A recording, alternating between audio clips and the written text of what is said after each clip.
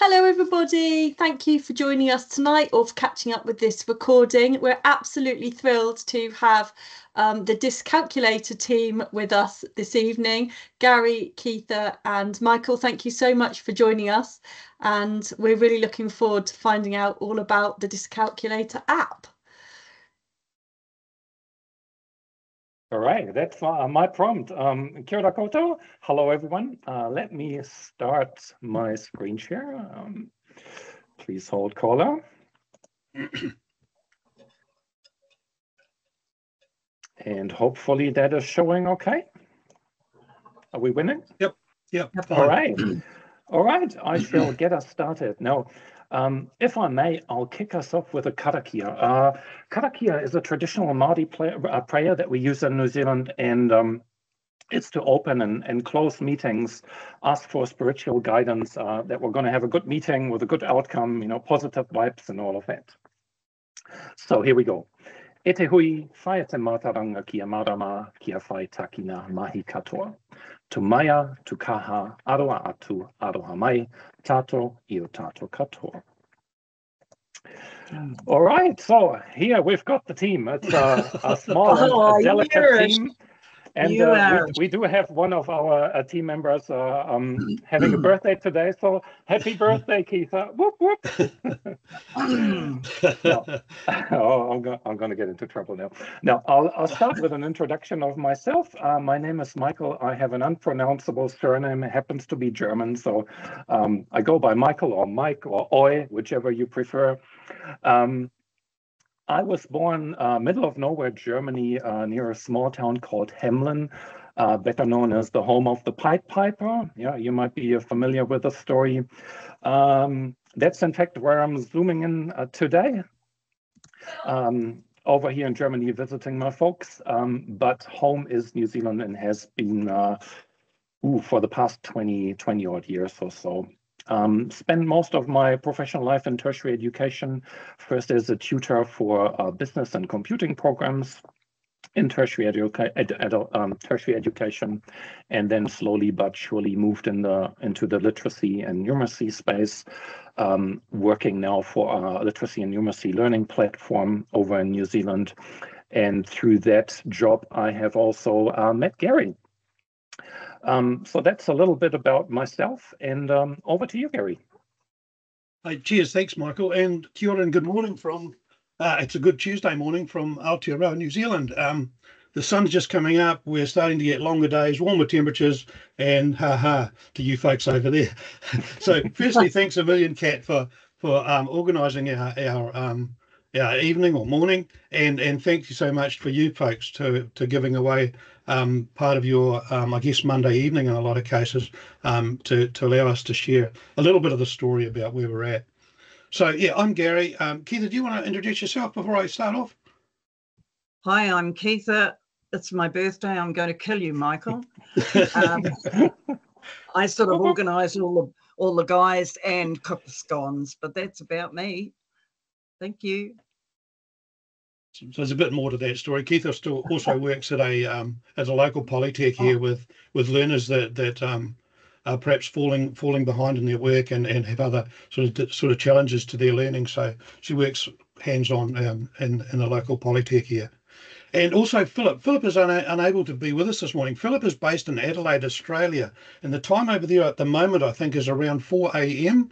And Philip is in the midst at the moment of shifting houses, so he's got all sorts happening. But Philip is our absolute mastermind of coding and programming, and Philip works on a different level to us mere mortals, I think, and it's because of Philip that Dyscalculator has got to where it's got at the moment. So yeah, apologies from Philip, but maybe at some stage you can meet and chat with him. He's an extraordinarily smart man.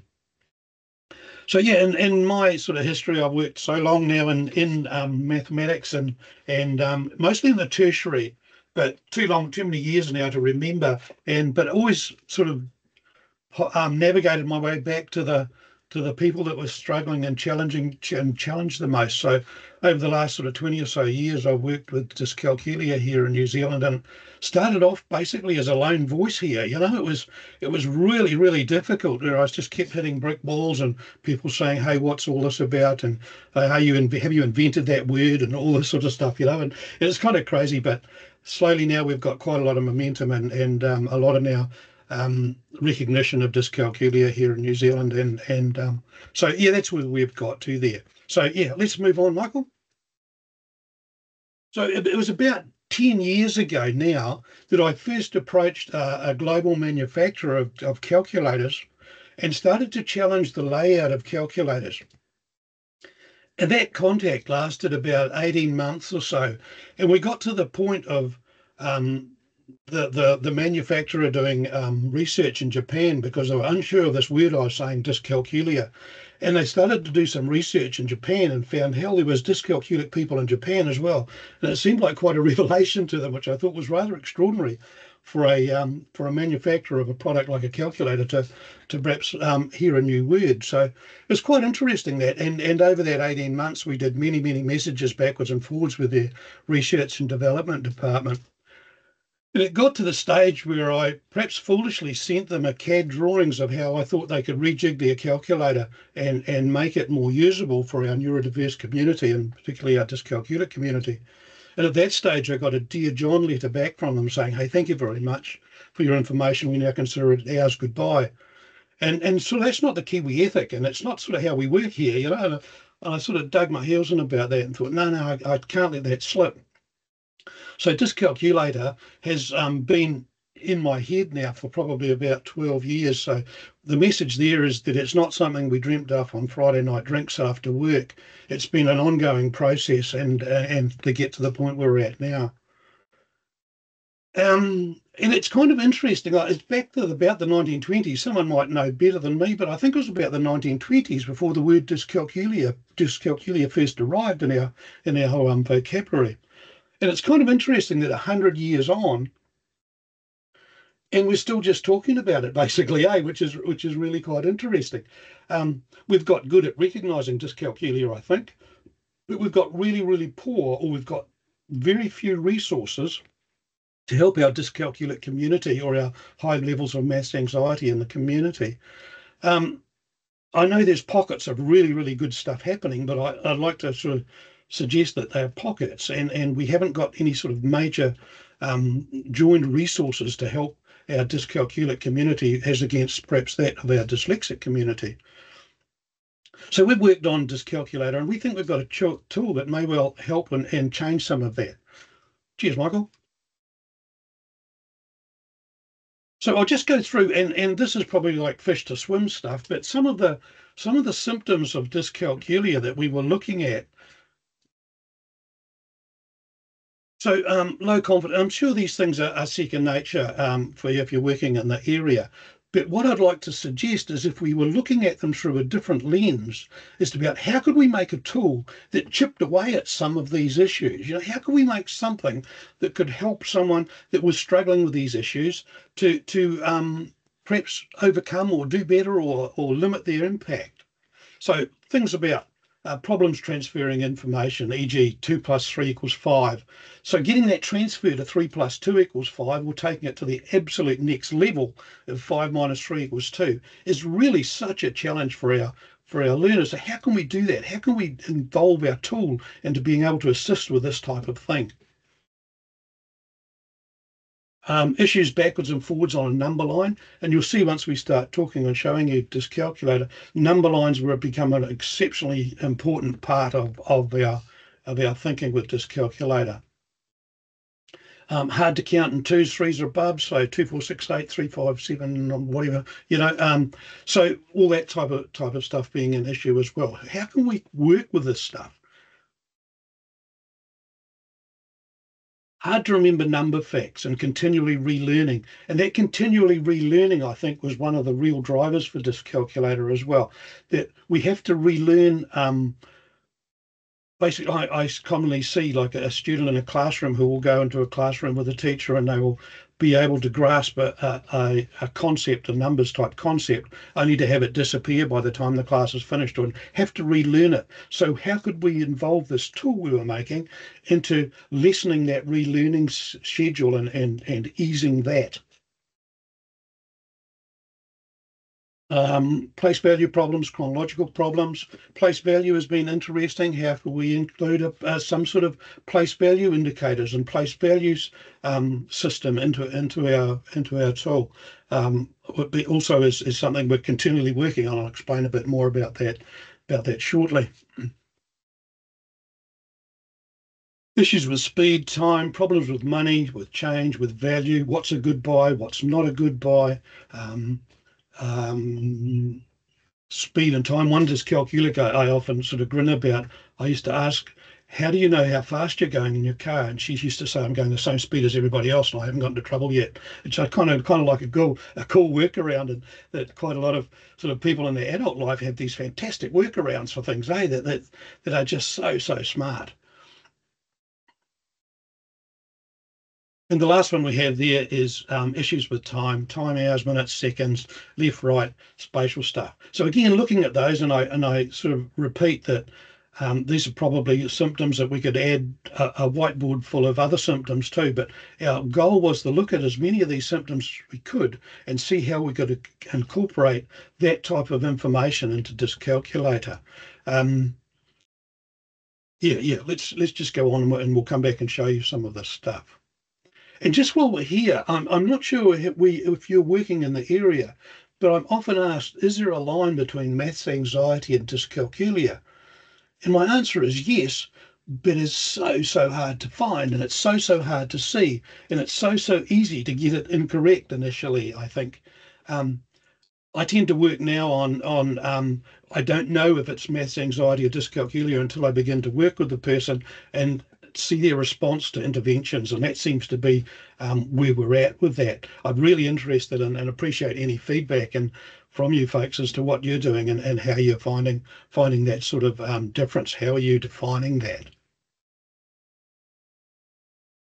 I think the picture looks more like this, where our dyscalculic community is hidden within that community of maths anxiety, and we're probably underestimating the size of that bubble of maths anxiety. I think there was some research years ago out of the States that said 97% of people suffered from maths anxiety, and there's that joke that floats around that the other 3% were lying, and so it's kind of interesting. I think if we can isolate dyscalculia from maths anxiety, and that's one of our challenges, I think, is in educators and being educators, is to separate those two circles. Can we separate them? Once we move that dyscalculic group out of the maths anxiety group, then they seem to be able to operate better. It's not that I suck at this, I'm stupid, I'm thick, I'm dumb. That's removed. There's a reason why I'm like this, and I can now move on. We need to get those two circles separated, I think, and move on with the two groups. When we're looking at those symptoms, there was a lot to do with time there, and if you're working with dyscalculia, I find that one of the more global challenges with dyscalculia is telling the time and being able to operate in time. And a bit of by the by there, I believe that's because the clock is still in base 60, whereas we're basically working in base 10. So it takes a whole lot of our working memory to navigate that base 60, and it leaves very little left for us to be able to actually read the time and understand it. But many years ago, I've always kept this picture because many years ago, I was working with a dyscalculic person and she was doing a administration course. And one of the things she came to me was that she had to do a time schedule for a day's meeting, and she had to set up this meeting and all these schedules of people arriving and all the rest of it.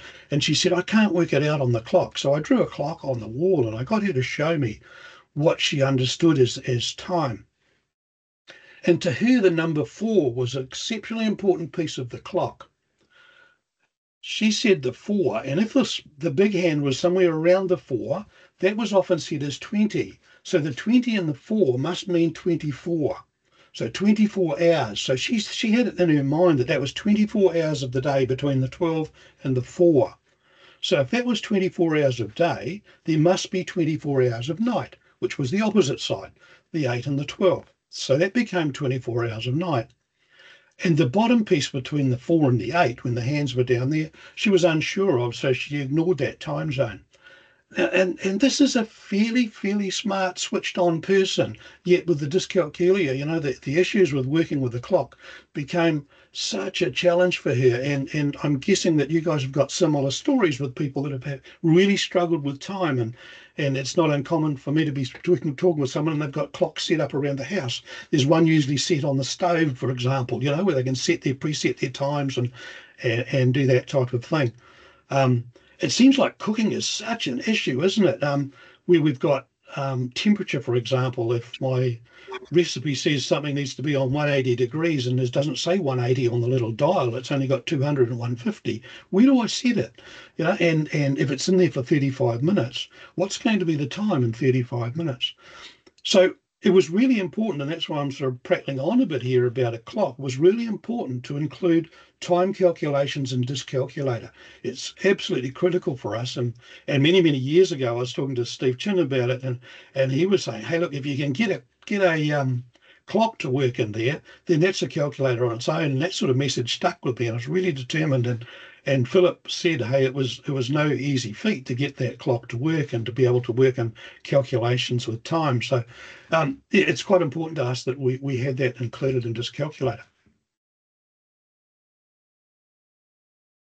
I'm sure these type of speech bubbles are not new to you. Just teach them to use a calculator. That'll fix it. And I fell into that trap early on with my work when students would come to me with this, you know, the most basic calculator they could have, and I would start to say, hey, look, we need to get something better than that, something that's got more functions on it, The worst piece of advice ever, I think, and I sort of hold my head in shame now thinking about what I was doing there. But the Dyscalculator is only one tool that we're working with here, but it was a common thread from people coming to me with how they were engaging with their calculator and how they were not sort of being able to navigate it. So there was commonness in the errors, for example, if that makes any sense at all.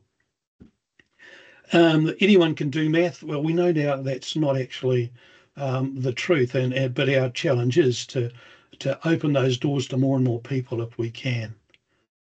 And they just need to try harder is such a common thing, and from a lot of work with, particularly with older people, and some have got stories where they've brought me their old school reports, and they just need to try harder is often some sort of message that's written along the mathematics teacher's comment, you know, they just need to try harder.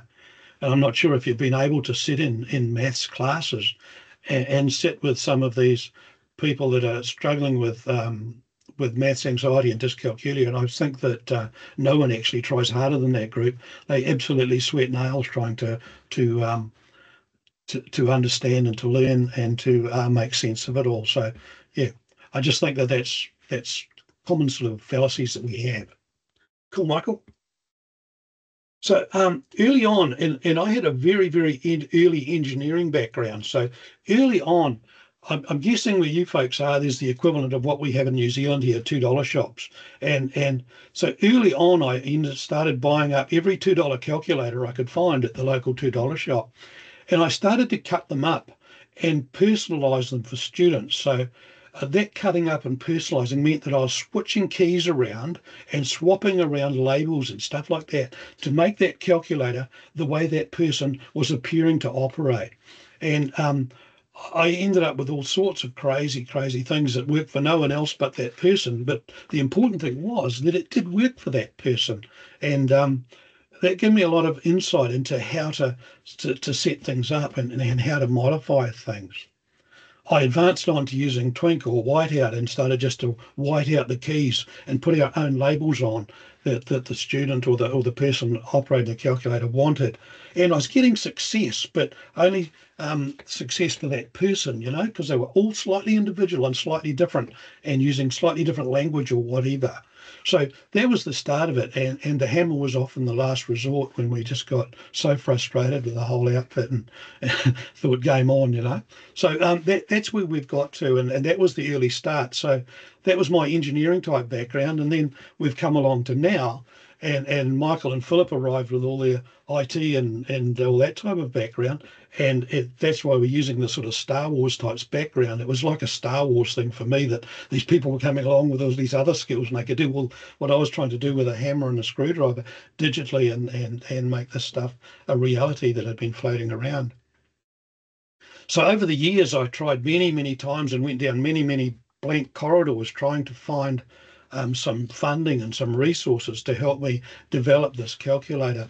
And I just kept getting nowhere. And people, I think, just didn't quite understand. And often you had like about 30 seconds to put forward your case, and very difficult to do. So I got used to seeing doors shut. And through sheer chance, Michael and I used to catch up every once in a while just to say, hey, how you doing, or what you up to?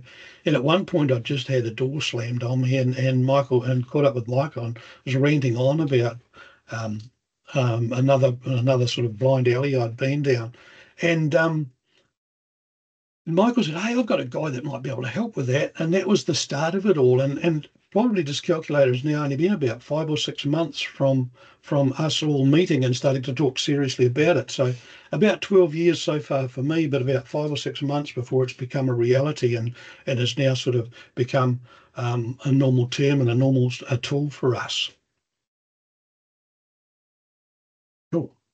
Okay, so do you want to speak anything there, Michael, or do you want me to carry on? And I'll stop sharing, and then you can bring up the Dyscalculator website.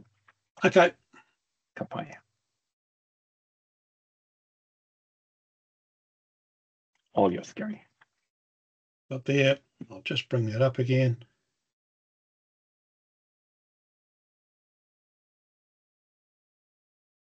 Okay, have we got that?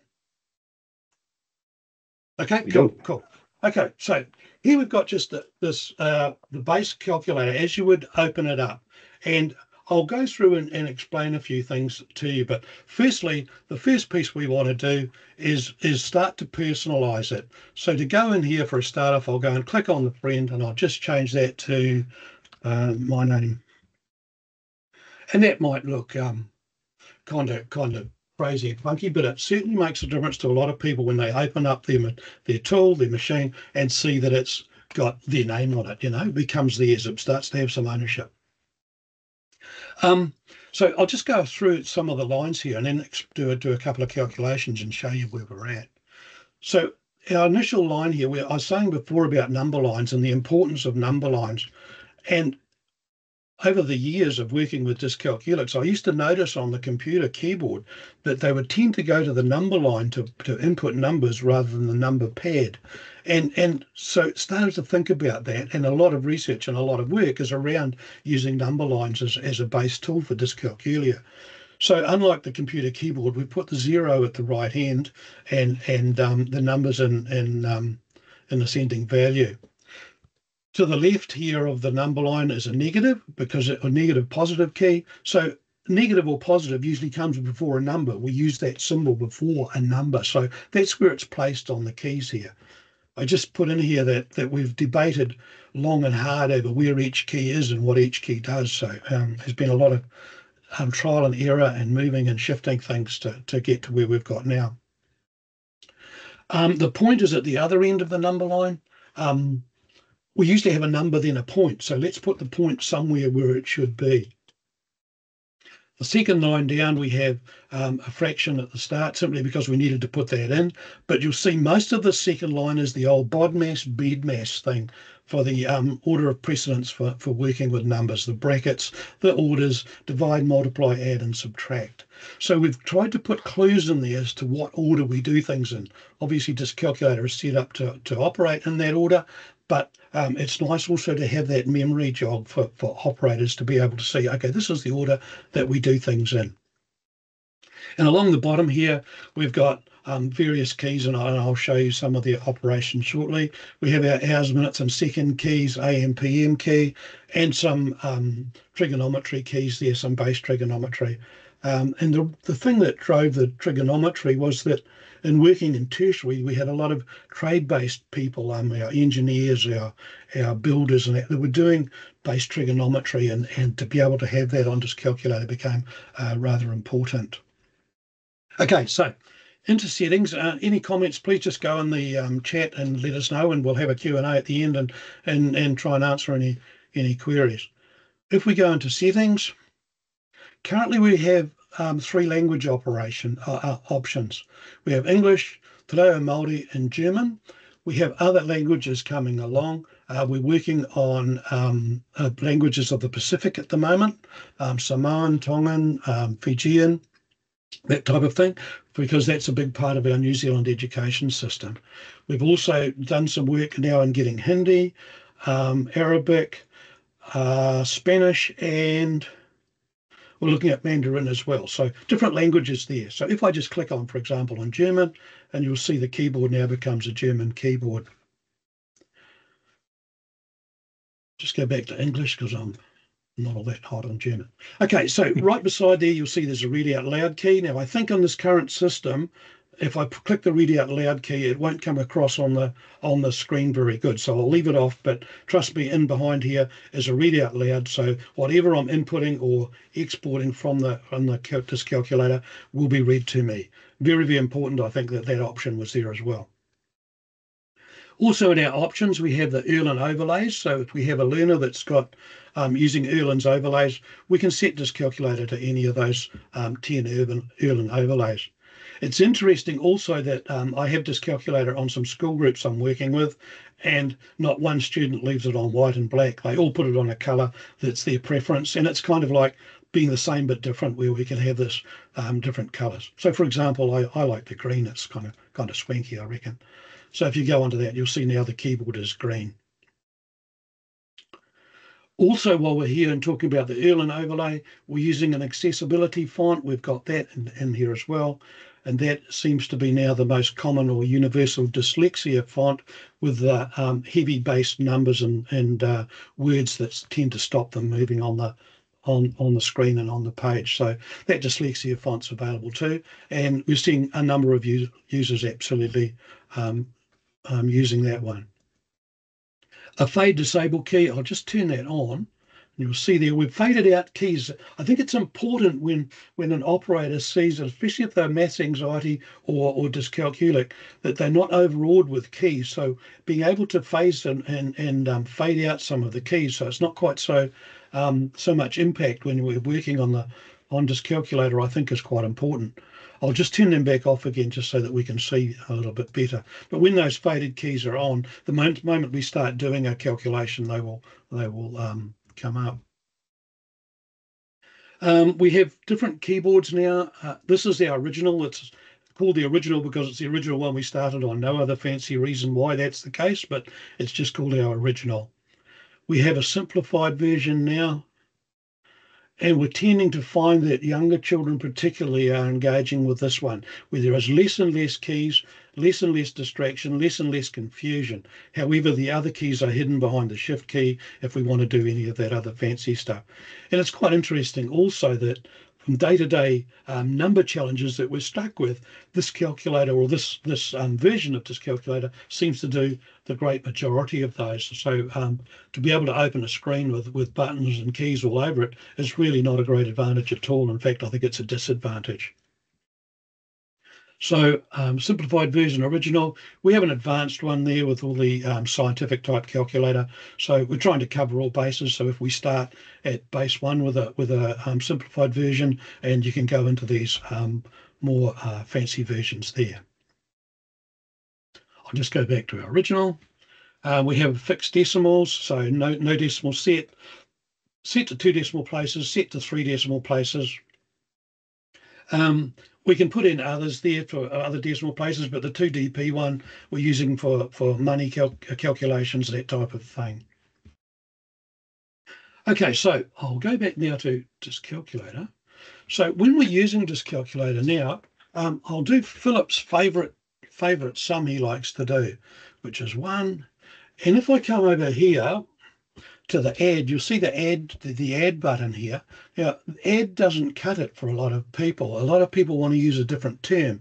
So if I click and hold on that, I now have the option to change add to whatever I want. I prefer plus, and it actually sounds more natural when you hear it read to you, 1 plus something rather than 1 add something, you know. So we used to have drop downs here where you could choose the similar words. We've had them on and off and debated long and hard about it, and we keep defaulting back to not having the drop downs. So yeah, interesting. We could put the drop downs in; they do exist. But it was kind of limiting, for want of a better term, a person to those drop down, even though there was probably 4 or 5 options there. So now you'll see that the add button has a plus on it, and the speech also changes to now read plus. So 1 plus 2. Multiply is often better as times, so let's change it to times. People seem to like to use times. Let's change that to times. Times 3, and you'll see initially the solution here is faded. If we click on the equals, that will become normal. Equals often likes to be changed to makes or comes to or is or something like that. And it's about the operator being able to personalize things so that when it's read back to them, 1 plus 2 times 3 makes sounds better. It's the language I'm used to, and it's the language that I can then understand. And again, lessening that load on the working memory of having to navigate your way around terms and stuff like that. So some of the fancy computers calculators, that we use in higher level mathematics have a solutions key, and for some reason we don't seem to do that with calculators that are aimed at more day-to-day type mathematics. So we wanted to put that in as well. So where we are at the moment, if I click on the sum, I now find how that answer came about. I often used to hear students say, how did it get that answer? So here's the solution to us of how to get that answer. And we haven't left this, we've left this quite, we've stayed away from a lot of the intricacies here, but just showed here that we did the multiply first, then we did the add. So we stuck with the BODMAS thing. And feedback has been that there's a lot of learning in that, where I can learn the process and then transfer the process over to similar sums. So it was very important for us to be able to include this type of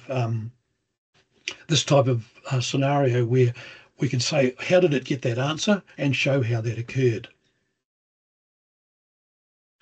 Okay, so let's move on a bit. Fractions. Let's just look at fractions.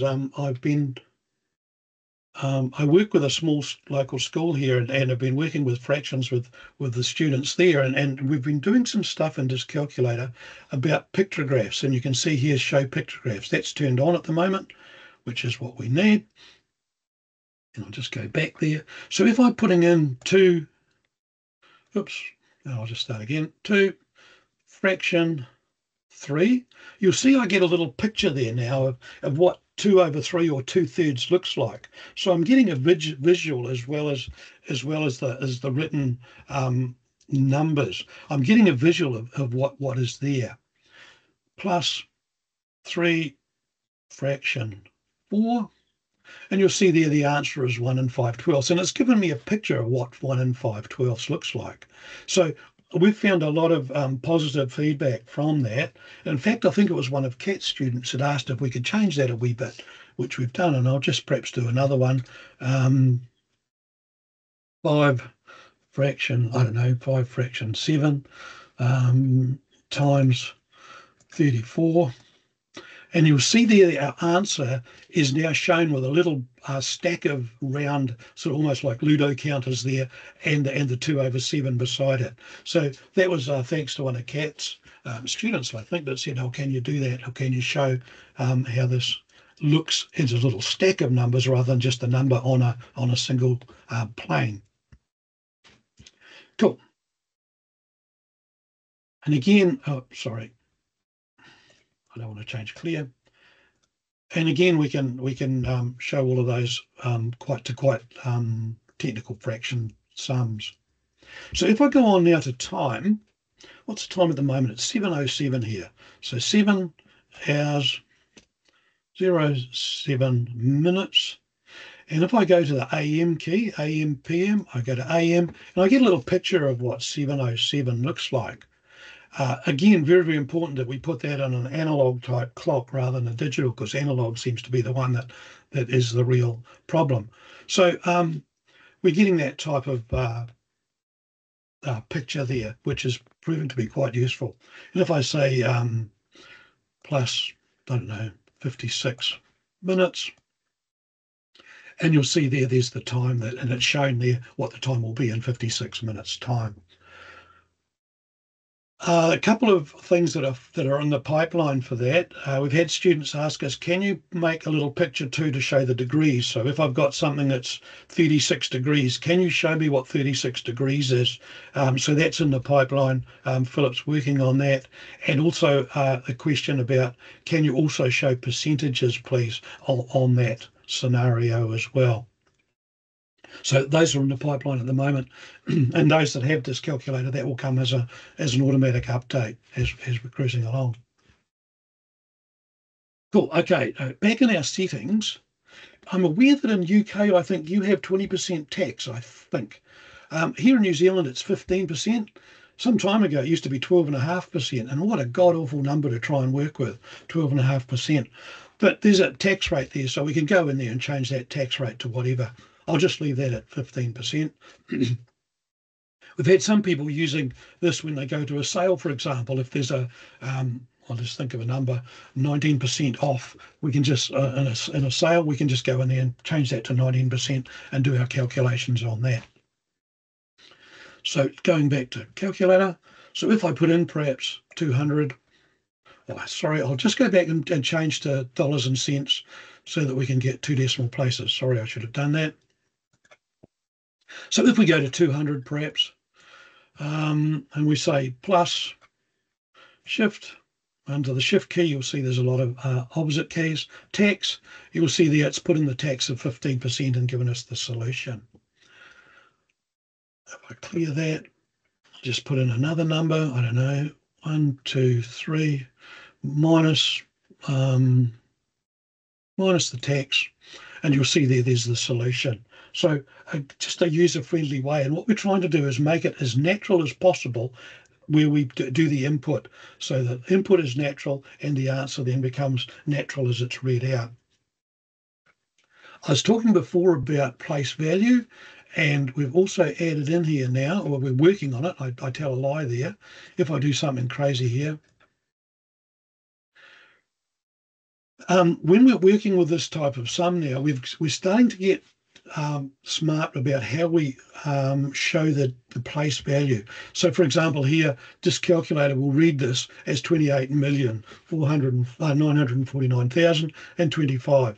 So as that speech is happening, we're trying to get a little ribbon that goes across the numbers and shows the place value as that's being read. We tried different colors for different place values, and it just turned into a rainbow of craziness. So we're working now at some sort of ribbon that will show that place value and read that place value. And teachers in the classroom have commented that that's a real bonus, where a person can do a calculation and see their answer and have it read to them so they can understand some of the place value of that answer. Cool. Other things in there, we've talked about that. We've now put in also recently solve the unknown. And there was feedback from teachers that I've worked with here that said, don't put that in. And solve the unknown came to us about, for example, if we had 2 plus something. Oops, sorry. Have I just lost the screen? Yes, you have.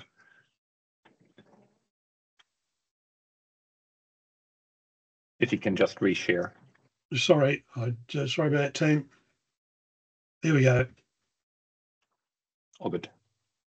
You're back on. 2 plus, and if I use the shift solve, and for all these things, we've done some video clips and a little single sheet like test page for operators now to be able to see how to personalize Dyscalculator, and some sums that are going to help us navigate our way around some of the features. But if I do this type of thing, and I put in, I don't know, what do I put in there? 7. There we go. And you'll find that the solution comes up here. I'm still in 2 decimal points, but hey, we can live with that. So we're looking at solving the unknown there. So we click on that, you'll see how that solution was come about. So again, that's showing us the solution. How did the calculator get that answer? It got it like this. It's been interesting also when we're talking about solving the unknown is how much day-to-day maths is around that. Our daily sort of interaction with the world is around this. I was interested that some calculations, I was working with a school group there recently, and it was kind of like, I'll go back to the time now. It's 7 hours, 13 minutes. And let's say I have AM and I have an appointment at 10:30. So I can go plus shift solve equals 10 hours, 30 minutes. And you see I've got 3 hours, 17 minutes to get myself to that appointment. And it's those kind of things I think that are really, really common in our day-to-day engagement with numbers. And so I think it's quite important that we give that option. Again, feedback from teachers and from the schools were saying a lot of our task sheets are set out like that, and we don't want the student to be able to put in just the that solution into a calculator and have the answer. But my response to that now is, after working with it, is that that's not the case at all, because if we go in there and we can see how that answer came about, then that becomes learning that can be transferred to the next similar type operation. I think I've probably showed you just a fraction of what Dyscalculator is about, but maybe you get the gist of where we're at with it and what we're trying to do with it. So I'm aware of the time, so I'm wondering, Michael, if I drop back to you and you want to carry on for a little while for us, eh? Sure thing. Just whilst you're you still have the calculator on the screen. Just one little addition. So important to know that Dyscalculator will actually remember any kind of custom settings, like the custom labels, or whether you've set it to German or to Tadeo-Māori, or whether you have an Erlen overlay. All of those settings will actually be saved in the cookies of your web browser. So next time you log on as a learner, you access the web page via the web interface, or later on, if you are using our Android app, the system will actually remember all those settings. That just as an aside. Thanks, Gary. I'll share from my end. Yep.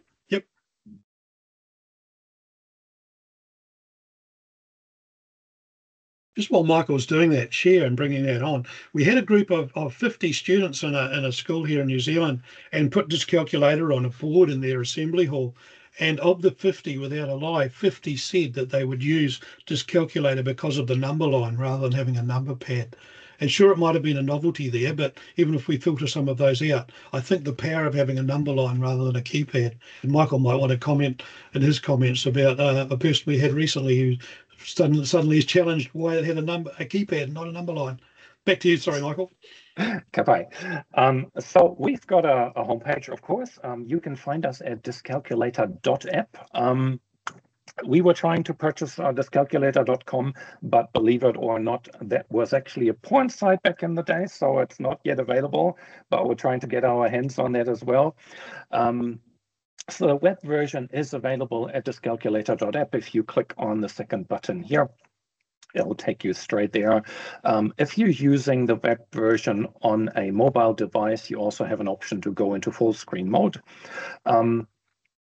It is available for free. It will stay free as well.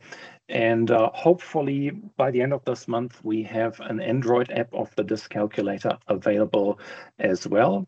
It's gone through all the testing. It's already sitting with the folks at Google. They have approved everything. And just on that note, so the Dyscalculator app has approximately 10,000 lines of code that Philip wrote up to make it work. And whilst Google was going through the testing stages, it came back with no errors. So solid code right there. So just want to acknowledge Philip's work there. Somebody in the chat was asking earlier if we are planning to have an app for iOS, so for Apple devices. The answer is yes.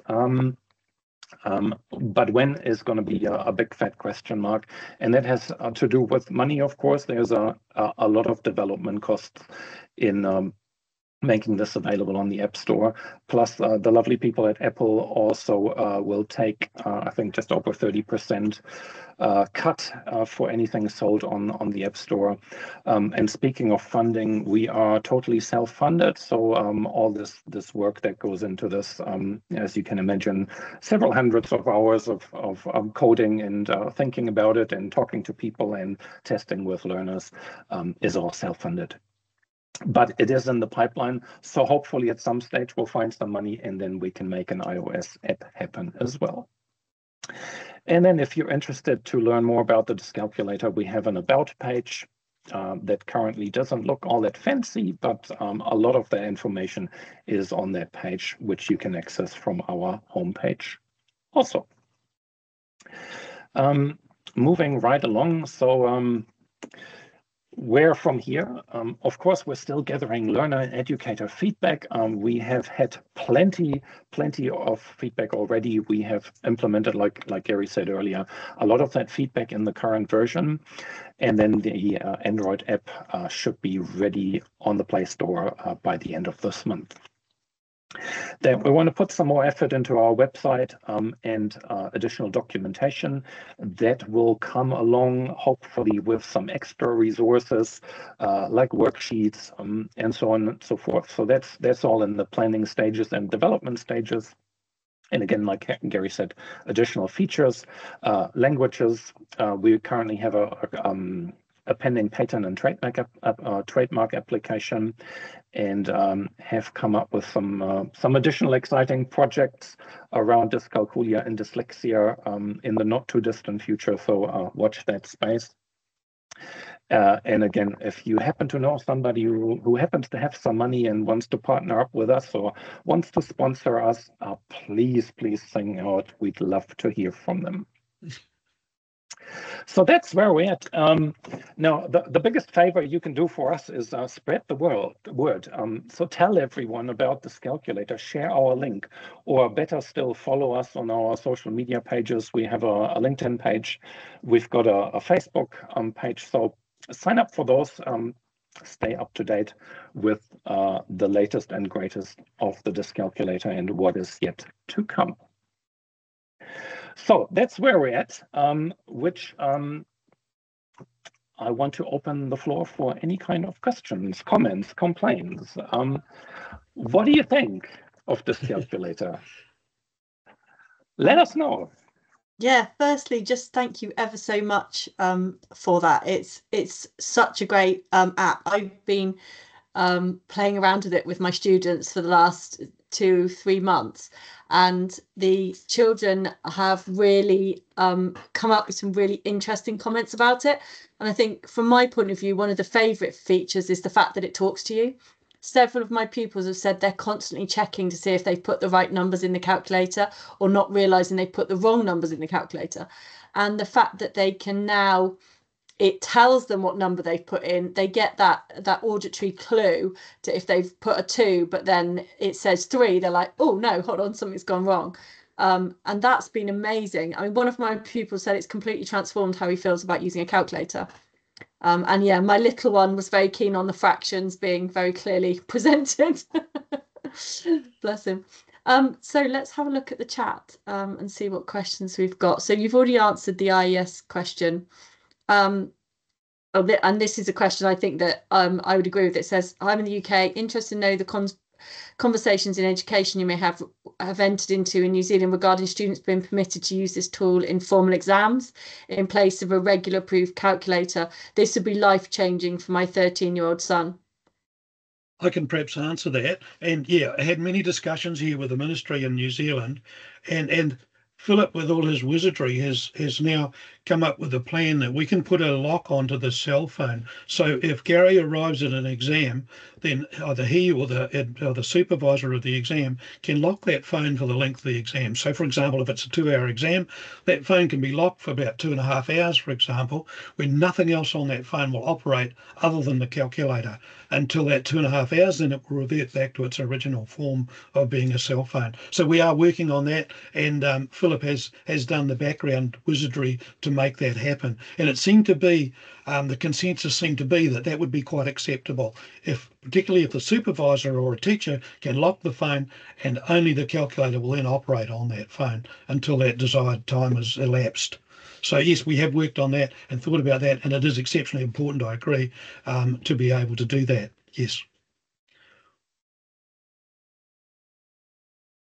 Has anyone else got any other questions? I mean, feel free to stick your hand up, blurt out a question.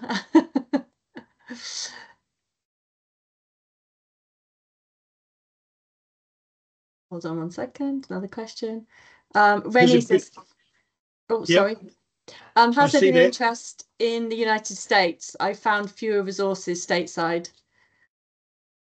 Do you want to answer that, Michael? Michael's got this global thing of who's watching and doing what. And yeah, there's been considerable, but I'll leave it to Michael. Yeah, so we've got some analytics on our website, the Dyscalculator.app homepage. We have some interest, some hits from the US, not too many. Currently, there's a lot of interest in the United Arab Emirates, of all places. But having said that, we haven't really done any advertising, any marketing whatsoever. But we're hoping we're hoping for folks like you to spread the word, and then get some interest elsewhere in the world. I've hooked up, whilst I was in Germany here, with a couple of people in Germany. There's definitely interest here as well, especially given that the Dyscalculator is available in German.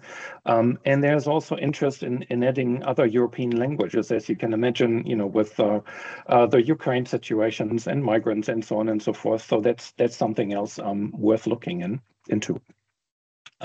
But specifically from the US, we haven't done any webinars, haven't been to any conferences, anything like that. So it's still in the very early stages of marketing, if you will.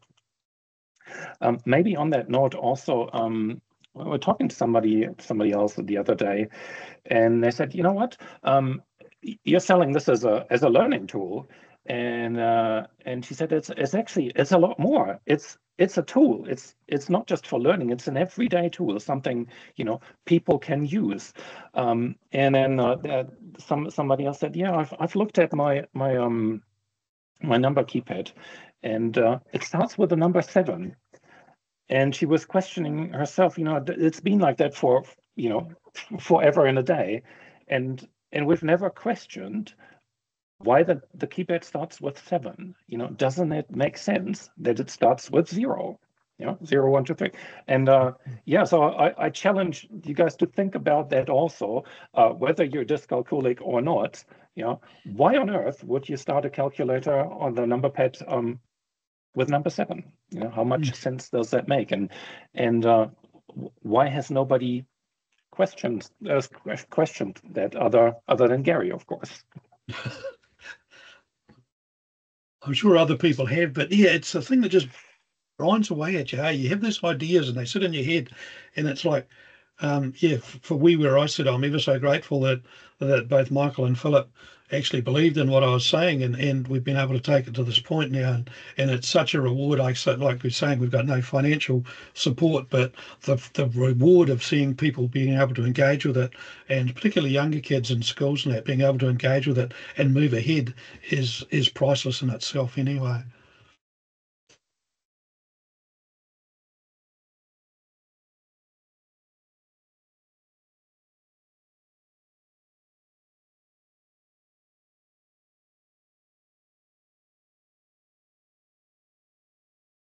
Oh, yeah. Do you want to answer Alice's comment there, Michael? Can you see that? Please hold, caller.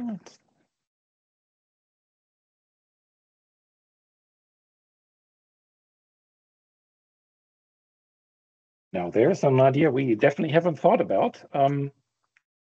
Yeah, I'm thinking about my own classrooms, and I might have 2 or 3 children who have different home languages. So instead of relying on you, if within the platform there can be access to all of the key language that's used, and then the user can enter whatever they want for a particular user, and then that job's sort of done for you. You're only doing that once.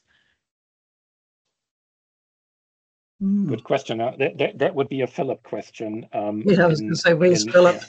Yeah, It's just a suggestion. That's yeah. it. See, what happens in the background? You have the different language packs or self-recorded audio, and I'm not sure whether you know, if it still works if you mix them, if that makes sense, or whether you can load them all at the same time. But definitely a very cool suggestion, and worth thinking about. So thank you for that. We also had a young student come to us and say about a hover key, which is something we've got in the background as well. For those that perhaps had sight challenged, where we could hover over a key and it would say the key. So just like Kat was saying before, we can make sure that we're actually pressing the right key. But again, Philip's done some work on that, and it becomes a timing issue too. How long do you leave that hover before it does something? And does that confuse a person that doesn't want to use it? Obviously, we'd have to be able to switch it on and off. But there's another thing we've been thinking about using a hover scenario as well above the keyboard, so we can make sure that we are striking the key we require. Yeah. And to complicate things even more, so in a perfect world, the functionality and the coding is the same for both the web app and the Android app and maybe the future iOS app. So when you're thinking, yep, hover is a good idea as long as you have a mouse and a screen you can hover on. Yeah, once you change to a touch screen, that becomes a problem already. Another reason why we were working on an Android app to start with rather than iOS is that the Android app can be used on Chromebooks. And in New Zealand, many schools use Chromebooks. So to make it accessible for schools was another big consideration why we went for the Google Play Store rather than the iOS version. Yeah, just to add to that, I currently work with a small group of students in a local school here, 10 and 11-year-olds, and we have Dyscalculator on their Chromebooks, and yeah, it's been quite humbling to see how they've been able to engage with that and to work with it and use it in their school system, and really grateful for the teachers allowing them to be able to take it back into the class and the curiosity that it generated with other kids. How did you do that? What you know, and how can I get one of those? So it's kind of nice, you know.